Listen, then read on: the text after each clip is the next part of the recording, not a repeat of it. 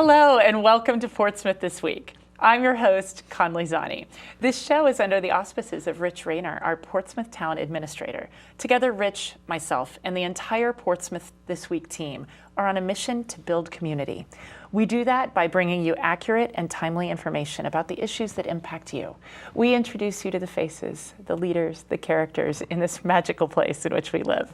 I'm so happy today to have Rich himself. Hi, Conley. Thank you to be back on the show. It's great to see you. I've missed talking to you. Right back. It's been a long summer. It has. It's been a long summer. And in preparation for us chatting, I read through some of your reports that you presented to the council, and I gotta say, it feels like things are under control, and there wasn't as much drama as we've had in the past. So I love that. I love that.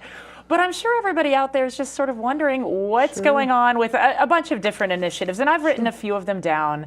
And maybe we start with everyone's favorite, trash, a little trash talk. Yay. All right, so on a scale of 1 to 10, how happy are you right now about the trash? Trash, 9. Okay, all right, that's great. So let's talk about that. Tell what the good news is and how things are going and how we can improve and all of that. Yeah, it's going well. Obviously, it was a bit of a rough start. We started late. It wasn't decided that we were going to move forward with the program, with the ordinance, and then all the things that flow from that until February. So there were a lot of moving pieces that had to be put together prior to a July 1st start. But we were able to do it. The bins have been distributed. People have signed up. Right now, we've got about 3,200 households signed up for the program. Okay, we're one of them. You're one. I'm a happy customer. We've got almost 2,000 households signed up for the transfer station. So that's the good news story. The mystery and the disappointment is that we're a community that has, depending on how you count it, but if you add in the condos, you've got close to 7,000 households that are eligible for the program. That need to deal with their trash. So we've only got 5,000 dealing. We've only got 5,000. We lopped off, when we did the numbers, and we did this all in consultation with professionals who advised us and do this all over the country. So we took 500 off the top, and we just make the assumption and the presumption that these people are doing something else with their trash. They have businesses, they have dumpsters available to them, something. So just round numbers, you've got 1,400 to 1,500 households out there that are either hoarding their trash or they're doing something else. Right. And that something else, it's hard not to make the assumption that there isn't sticker sharing or bin sharing going on. Yeah. Which unfortunately lowers the anticipated numbers for both programs, but also increase the costs associated with the program for your neighbors. So when you go into an enterprise fund, a fund has to fund itself by definition. And if you predicate those numbers on 4,000 households signing up or 2,100 households signing up for transfer station, and you don't reach those numbers, it's not the end of the world, but what it does is it creates a deficit that has to be rolled into the following year's sticker costs. It just changes the equation. So it's unfortunate. We'll do the best we can to identify measures that we can take, which aren't authoritarian or arbitrary, to help incentivize people doing the right thing. Yeah. Well, but it's a good program. Isn't that hard these days? Oh my goodness, right? So we've, there have been, first off, the overwhelming feedback that we've received has been positive. It's very few programs that we as a staff or I as an administrator get involved in where I don't get people who I've never even met before coming up and thanking me for me. I have nothing to do with it. We're enacting policies set by the council, but they come to me and say, hey, thanks for doing this. Whether it's transfer station, keeping that open, or curbside program, creating that option for people. So the overwhelming feedback has been positive. There have been hiccups. So, I mean, and some of these will be talked about on Monday night, but in the beginning, missed pickups. Well, the biggest problem, we did hire a waste diversion manager All the trucks are outfitted with cameras and GPS locators. So every single one of those complaints is logged and followed up on. So those have diminished. They've fallen off a cliff. It's a little bit of just a learning curve, right? It was a learning curve. What time do I get my bins out? That was the number one issue. So the biggest cause of the missed pickups were people taking their trash out in the morning. Well, like a little too late, you mean? A little too late. Okay. You know, those trucks are in Portsmouth at 7:30 in the morning, and by 8 o'clock, a lot of the bins have been picked up. So if you're taking your bin out at 8:30, 9 o'clock, thinking that you've got time, You missed it. You've probably missed your pickup, and we will help you take care of that. The other situation where you had a lot of late sign-ups, so even though we were trying to get people signed up to the program in March so that we knew who to deliver bins to. You and I talked about that a year ago, about that's going to happen. Somebody would come in and we would move heaven and earth to get them the bin as quickly as possible. It was originally advertised it would take up to 2 weeks to get a bin if you were a late sign-up. Generally, that didn't happen. We were able to get you your bins that week, maybe sometimes even in the same day. But those lists only get updated on Friday with the vendor. So there were some missed pickups where the truck driver just didn't know. If they saw a bin, they would pick it up. Right. But sometimes you may be the end house. Right. You know, and right. they've already turned around. They don't know that they had to go pick up. So we've taken care of that. The other complaints we've received, recycling rates. It would appear from the latest Rhode Island Recovery Resource Center that the recycling rate has gone down. It's one, I would just caution people, don't try to extrapolate a full year of data out of 1 month data point. But two, there's obvious reasons for that. So let's say you were a late sign up. What were you doing with your trash for a week, 2 weeks? You're building it up. So that created a huge denominator in the waste side of things, which skewed the ratio. And it's right in line, however, with July numbers across the board. So it came in at 29%. Still a good number, but lower than what we have experienced with the transfer station. The other situation we have is transfer station is a pay-as-you-throw program. So you have an incentive not to throw your trash in the recycle bin or your recycling into the orange bag that you had to purchase for your trash. We don't have that in the curbside program. So if you go back before pay-as-you-throw is implemented, it's the same scenario, and that was back when numbers were in the low teens or single digits as far as recycling rate. So if you picture, somebody standing in front of two compactors, I throw my recycling here, my waste over here, we still had very, very low numbers until we implemented pay-as-you-throw. Well, on an individual basis with curbside, it's the same thing. I'm looking at two bins. I can throw my trash in the waste bin, or I can throw it in a recycle bin. And what we're seeing, and it's not widespread, people who do produce a lot of trash are just sitting there saying, well, I'll throw it in my recycle bin. And then that gets rejected. And so it's not, recycle is not pay-as-you-throw? Sorry, I don't go there, so I don't know the rules. The transfer station is pay-as-you-throw, which means you have to buy the orange bags. Right, for either trash or recycle? Just for trash. Just for trash. So, right. But my recycle at the transfer station. Your recycling is mixed recycling, doesn't have to be in any special bag. So that is what you're saying might be happening, as people are like sneaking in some trash. Well, I think because in the beginning, there was, they may not have gotten their bins when they wanted them, so they built up a kind of a load of trash or recycling. Yeah. So just to get it out, they just packed it in. Yeah. Or they may, they had so much recycling, they just threw it in with their waste bin. We'll see, but I think the appropriate thing to do would be to keep educating people on what's, how to dispose of their trash and recycling correctly, but also keep the press on, and let's look at the numbers again after 6 months or so. Right, it seems really early. It's a little bit too early. The other thing is, trying to educate the drivers. Everything is automated, and the public.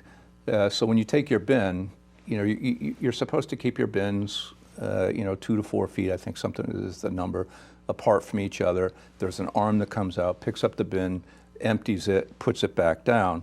Well, when it comes back down, the lid flips open. All right, there's not a whole lot we can do about that. That's countrywide, and it's a common issue. The answer to that is, I guess the positive side would be, well, your trash been picked up because the lid's open. Yeah. Or two, obviously you're going to need to take your bin in. Don't leave it out there all day. But the other issue is the complaints about bins falling over.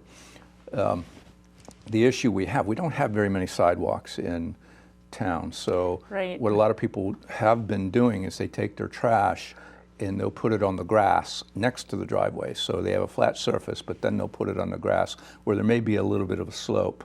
When it's weighted down That with works. refuse, Right. Yeah. it doesn't tip over. But when it's empty, Yeah. the driver will put it down, they'll drive away. Typically the bin will be standing upright, but it only takes a strong breeze maybe to knock it over for that incline. So, we encourage people, try to put it on a flat surface, try to put it on your driveway if you can in a corner. And then also instructing the drivers to, maybe there's a way that we can put them down a little bit more gently so that they're learning. they're Everybody's not learning. causing the Everybody's tip overs. But those have been the big issues. Yeah. So- I really appreciated, I was with Waste Management before, and they never picked up my bins, and I heard that the town came and got them. Is that correct? Yeah, that's the other issue that we had. So I mean, I was really great. I was like, thank Yeah. you, town, DPW, because that really wasn't their job. Like Waste Management it kind of wasn't. blew So it. we don't have any leverage over the previous vendors other than to say that you can't pick up trash here anymore. Right. So I they're don't. like, I can't bye. speak for why they didn't come and get their old bins. Yeah, and they said they would, but maybe they're did, done. but they were relatively, well, they weren't relatively. They were very, very slow in doing it. Yeah. So it was all the previous vendors, Yeah. and we were getting lots of complaints about these bins being left on the side of the road. A company's not coming to pick it up, and then it would incentivize people to say, "Well, the bin's still there, so I'm going to put trash in it." Yeah. Yeah, right. So- Right. And then we had actually, I'm going to call it a bit of a rat issue. I don't know if you heard about rat, but I manage that community center in Commonfins Point, and I'm hearing rats. Like, what's wrong with the trash, the rats? And like, I can see, like, as we're in this painful transition and again, going up learning curves and still trying to get the other 2,000 people doing the right thing with their trash. Like we just got a dumpster at our Commonfins Community Center, and I pull up today and it's locked because we put our stuff in there, and there's 3 bags on top of it. Yeah. So that's clearly neighbors. So Yeah. what are we doing? We're putting a camera in, right? Like, I Yeah. mean, and I hate that. I just hate that I have to have a camera trained on the stupid dumpster. But It is frustrating. It is frustrating, and you're like, people, please do the right thing. Come Right. on, come on. You do the best you can to incentivize good behavior. Yeah. So what I directed, we're not going out of our way. We're not looking for bins, but everywhere that DPW or the waste diversion manager are operating, if they see a bin, pick it up. And Yeah. that has cut down a lot. And then we notify the appropriate vendors, your bins are at the DPW yard, come pick it up. And that seems to be working. So we're not dedicating people to go pick Yeah, up but if bins, they see if it. they're out there doing catch basin cleaning, paving, on patrol, Like, whatever look it at is. that. Look, Pick it up. grab that. Yeah. Well, I So think seems that to be was working. cool because I didn't really feel like that was the town's responsibility, but I was Thanks. grateful. Appreciate it. Very Thank you. grateful. I'll pass that on. Pass that along. I mean, I need to get Paul Rodricks in here to be on the show. Anyway, Sure. I want to hear how he's doing. I ran into Brian Woodhead actually at the gym, and I was like, how's that retirement going? So I think he's paying attention and He caring is. very much. I mean, that's He like is. I mean, everybody in it's- this it's town tough. I does. mean, we're all, it's a small community, Yeah. 18,000 people. Most of us know each other. Yeah. And Brian lives in town. He's doing good. Yeah. I'll tell him you said hi. Yeah, for sure, for sure. Okay, well, all right, enough trash talk, huh? Sure. Well, I got a bunch of other things. Let's talk senior center. This seems Sure. like a real exciting thing. Like maybe things are going to be opening or getting going in Yeah, real good in the news fall. story again. Yeah. This project has gone exceedingly well. The senior center portion of the building is looking to be open this November.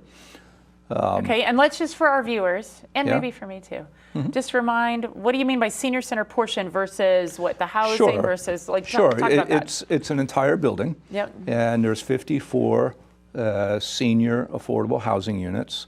Built into this building Yeah. is a senior center. So there's a common room where activities can take place, lunches, so on and so forth. All the stuff that the senior center normally did or always have done, Yeah. has done. And it's still doing in the And it's still capacity doing that in they the can. capacity that they can because Yeah. they're limited as to where they can be in the Ann Hutchinson building. And then there's a condo that was bought through funding that will be converted into office space and a thrift shop and a library and I don't remember that. I got the schematic in my head, but I can't remember exactly what was allocated That's to what. okay. I'm surprising you with this But question. that will all be right now. Knock on wood. That's scheduled to be completed in November, which means that the senior center will be able to move into their new spaces, and I know that they're making plans to do that. And that will allow the Bean Brothers, the contracting firm that is building this complex, to be able to demolish that add-on where the senior center is right now. That add-on to the Ann Hutchinson building was built, I think, in the 50s, and it's in really, really bad shape. And that will open up space in front of the senior center and the Ade Bethune House, where they can start building the road and putting in the landscaping. And then one of the follow-on phases of this entire project will be the renovation of the Ann Hutchinson building. So Wow. it's trucking along. It's going very well. And Well, I hope that- congratulations to the senior center, the board. I'm sure Yeah. it's been a heavy lift, right? Yeah, it's And there's it's been one of those again things, so much drama around it all, and now it's going to be this beautiful story. Yeah, I'm hoping that I always saw this as a good news story for Portsmouth. We're going to give the opportunity for at least 54 couples or seniors or singles the opportunity to stay in Portsmouth or become residents of Portsmouth, however it works out for them. But in affordable housing, in a senior center, and a brand new facility that is also going to go on a tax rolls that we did not pay one single dime for. Yeah. So, despite the fear that the seniors weren't going to have a place to go, I hope we've allayed those fears and mitigated some of the concerns that people had. And, years from now, we're going to look back and say, boy, what a great project this was for the town, when I'm long gone. That's how it goes, right? All the Yeah. people that fought it are going to be just like, I love it. I never didn't hope want this so. to happen, right? I hope so. That's certainly a story I'm familiar with, for sure. Sure. Well, that's wonderful. And it was, if I'm remembering, Church Community Housing was helping with this. And they've got a couple more Yeah. projects They happening do. in They've the town got, right now. On they've- Sprague and Bristol Ferry. Sprague and Bristol Ferry. Yeah. They've got the two lots on either side of the street there, and they'll be looking to put some affordable housing on both of those lots. Yeah. There's still a long way to go there. Now, that makes me think about this whole natural gas situation. Sure, And there's yeah. this moratorium, and I haven't been paying enough attention to that. Can you Sure. school me up on what's going on there? Sure. This all crops from or stems from the situation a number of years ago where there was a drop in natural gas pressure. There's only one line that feeds all of Aquidneck Island. Newport, tons of Newport homes, businesses, and Middletown homes lost natural gas in the dead of winter and one of the coldest days of the year. Because of the drop in pressure. Because of the drop in pressure. There was a problem that happened way upstream. So, Like off island. off island. Okay. All right, so a number of things have happened since then. The one that is most contentious is there is a take-up facility. So where the natural gas comes in from Enbridge, comes in right in conjunction with a take-up facility owned by Rhode Island Energy, previously National Grid, so that gas can be injected into the pipeline. It gets spread out. At that take-up facility, gas can be injected into that system. So they set up an injection facility at that site every winter to inject gas if it's needed to keep the pressure up on the coldest cold day of the year. Right. All So right, that we when don't the have a demand repeat. is highest. Yeah. Exactly. For a number of years now, there's been talk of, what can Rhode Island Energy do to mitigate this and not rely on the injection facility at Old Mill Lane. The council came out in 2020 and came out Portsmouth Town Council came out in support of a moratorium. Middletown and Newport have taken a different everybody has the same end goal. Try to get Rhode Island Energy to either, probably both, create more capacity in the island so it doesn't happen again, and incentivize other forms of energy that people can use to heat their homes, whether it's electrification or geothermal or propane, what have you. So the EFSB, the Energy Facility Siting Board, they've held one, so they scheduled 2 hearings to hear comments from the public on a proposed or a possible moratorium on natural gas hookups. Okay. That moratorium would have a ripple effect throughout all of Aquidneck Island, because I don't even know if they have the legal authority to do so, but let's say that there is a moratorium on natural gas hookups. We all just need to be going in eyes wide open, knowing that this will obviously have an effect on development moving forward. Now, obviously, Newport has their perspective on the issue, Middletown has their perspective on the issue, and then Portsmouth has our perspective on the issue. They're trying to gather public opinion. Where this goes, I have no idea. Eventually, there will be Public Utility Commission, PUC, hearings on this issue. Nothing that's been scheduled yet. But the EFSB is doing something, you told me a date, didn't you? Yeah. Or maybe you didn't. Yeah, so they had one this week in Newport at the Innovation Center. There's one on the 27th, which will be at the Portsmouth Middle School. Okay. Where they're not there to answer questions, they're there to take comment from the public on what they feel about this issue, supporting it, not supporting it, what have you.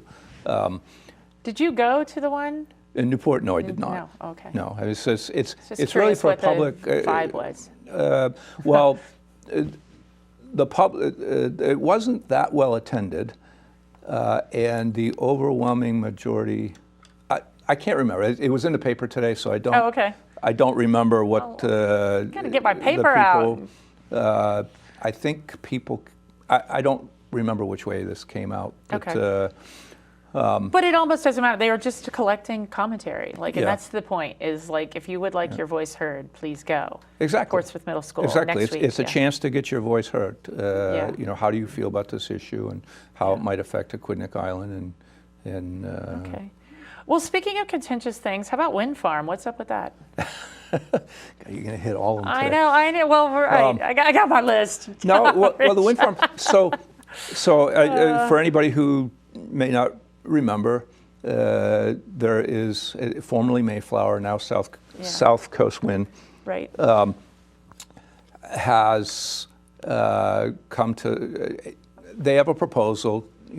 They have the leasing for the creation of wind farms, so out in the ocean, but that power needs to get into the grid somehow, and the proposal is to bring the DC power line up the Saconnet through Portsmouth and then on forward to across the bay. I forget the name of the old coal firing power plant.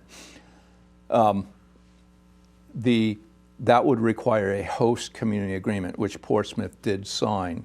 So Portsmouth did agree to, did enter into a host community agreement that would allow the cable on town property. The town property. And it was very financially lucrative for Portsmouth, it was financially correct? lucrative for the town, where we would receive, once the project moves forward, we would receive an annual payment. At the time that it was negotiated, it was probably one of the most lucrative host community agreements, foot for foot, for what they needed in town land, which was only a limited number of feet on Anthony Road. The rest was on private property. So, in the meantime, though, the federal government has changed their stance on support of green energy and wind turbine energy production.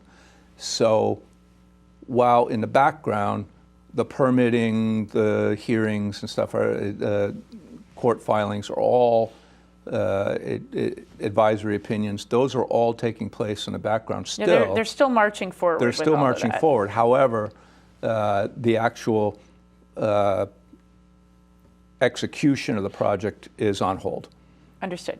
And we don't know where that's going to go, if it will ever go. So right now, other than administrative stuff in the background, which I would equate to having all your ducks in a row in case this ever goes forward again. Right. That's what's so now happening. they're taking the time to do that. And so, in the foreseeable future, though, there's no project to move forward that I'm aware of. So speaking of just federal government stuff, is there anything philosophically, maybe is the way to answer this, just like what are you feeling and seeing from things trickling down from the federal level in impacting decisions you might make day to day or the council might be coming to grips with? And we literally just have a couple minutes, so maybe that's a very unfair question. For 2 minutes. The good news is I don't think it has a whole lot of. We're all aware that federal money is drying up. Everything from DOGE to canceling of programs to downsizing of federal government. Right. A lot of federal monies are drying up. However, Portsmouth has never been reliant on those federal monies. I think where we're going to see the biggest impact will be in the school budget because there is a substantial amount of federal money in the school budget. How this will play out in the future, I have no idea. And but I remember Dr. Kenworthy saying that, that it kind of remains to be seen how it all comes. So for us, not much impact. We have applied for community developed block grant funding, which for the most part has been approved. That seems to be moving forward. We're not talking large sums of money. We don't rely on it. Our budget is very, very much self-funded, either through taxes or other revenue streams, but not from the federal government. So I think that we just need to wait and see how this is going to play out in the school budget, which would equate to an issue for Portsmouth, if you want to frame it in that way, because we have to fund our schools. Any drop in federal funding would be made up in their local appropriation. Right. So stay tuned on that exciting topic. Well, hey, Rich, I am so glad that you were able to come on the show, and we got to have you back soon. I love talking to you about this, and appreciate it. Thank you for everything you're doing. Thank you. Wonderful. This has been Portsmouth This Week with my guest, Rich Rayner. See you next time.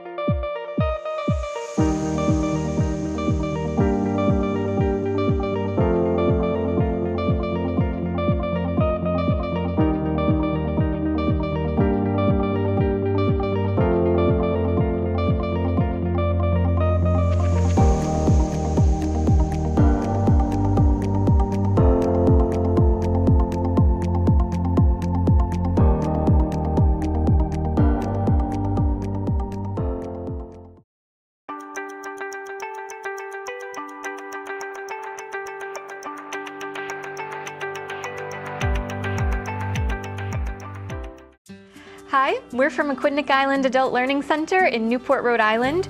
We're looking for students and volunteers for our many classes, including GED, English as a Second Language, nursing assistant, phlebotomist, med tech, medical technician, apprenticeships, computer skills, and lots more.